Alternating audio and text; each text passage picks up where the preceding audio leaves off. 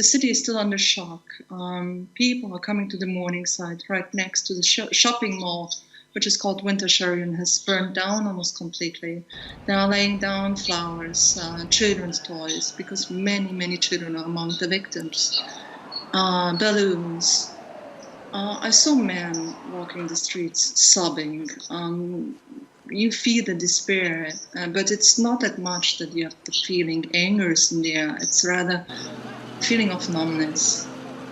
We had a demonstration on Tuesday. I think it was the first demonstration in the history of Kemerovo. It's not a city that is known for political activity. It's rather a passive coal mining city in the Kuzbas.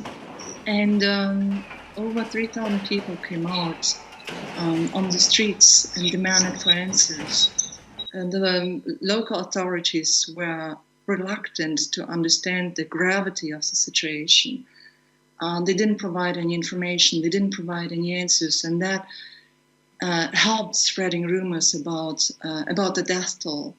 People were thinking that up to 600 or 700 people died in this fire that started last Sunday. They didn't know what was going on.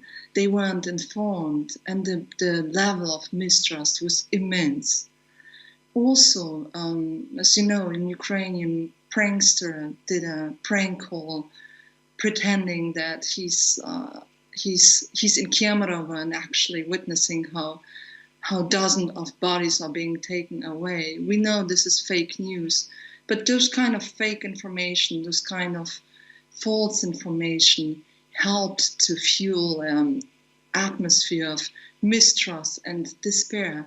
So immediately a local initiative was created by normal citizens, and they tried to establish the death toll by themselves.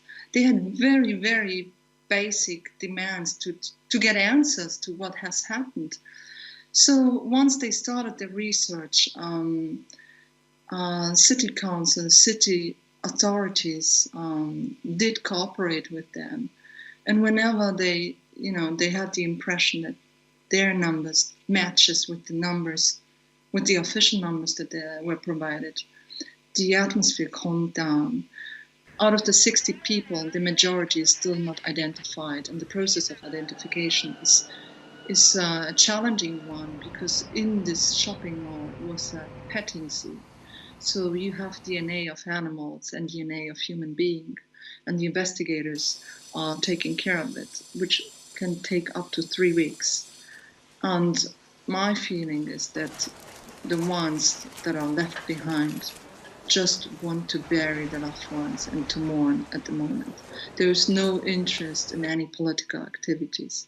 There was the need for answers. There was a need for explanations, and the city authorities were very reluctant to understand this need.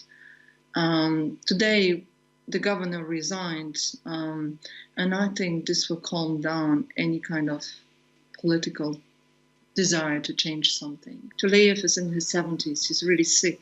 He's been governor since the 90s, and he's been managing this catastrophe in an awful way. He called the protesters that came out on the streets and demanded answers. He called them, to be provocateurs, to be some kind of political forces that are using the situation, that are manipulating the people's feeling. This was not the fact. Those were normal residents that were asking for information to understand what has happened on this Sunday in Kemerovo. And as you mentioned, there were plans, the governor had plans to resign before today. Do you think his resignation just comes as a timely opportunity to calm the people? Or do you feel that there is a sense that the government is actually taking responsibility? My feeling was that Tuleyev was supposed to leave office right after the presidential elections, and the Kremlin seemed to hold on to him, so nobody would get the impression that they are giving in to people's demands. But eventually, I think they did understand that there's no way to continue like nothing has happened.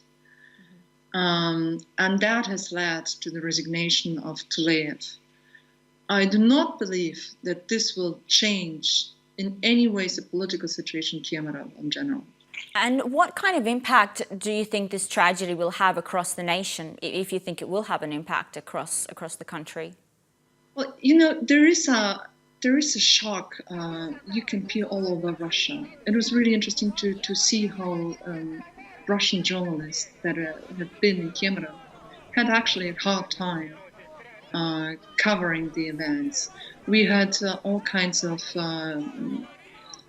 empathy in Moscow and all over Russian cities. Many Russian cities, the cinema theaters remained empty. This is because in this shopping mall that burned down, on the fourth floor was the cinema.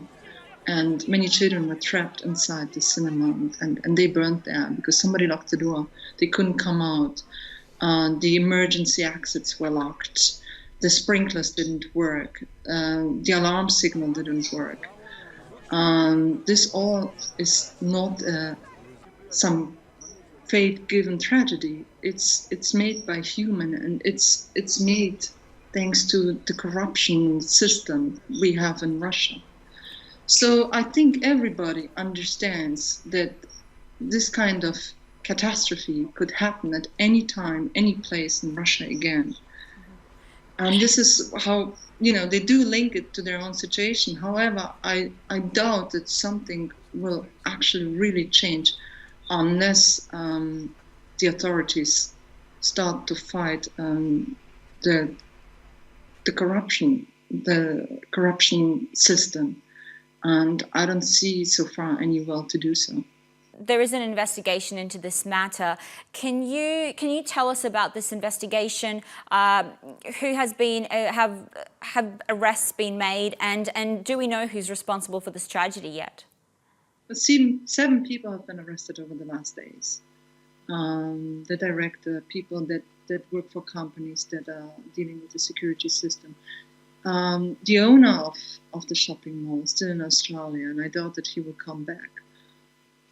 7 people are suspected to have to bear some kind of responsibility for the events. However, I believe, this is my personal opinion, that those 7 people are just a tiny part in a bigger picture. It's all about the system. The corruption is endemic, especially in the construction business. And unless the authorities do not decide to struggle with that, to fight that, nothing will change. Russia is the country in Europe with the biggest death toll when it comes to fire. It's almost on one level with Zimbabwe. You won't change that unless you fight the corruption.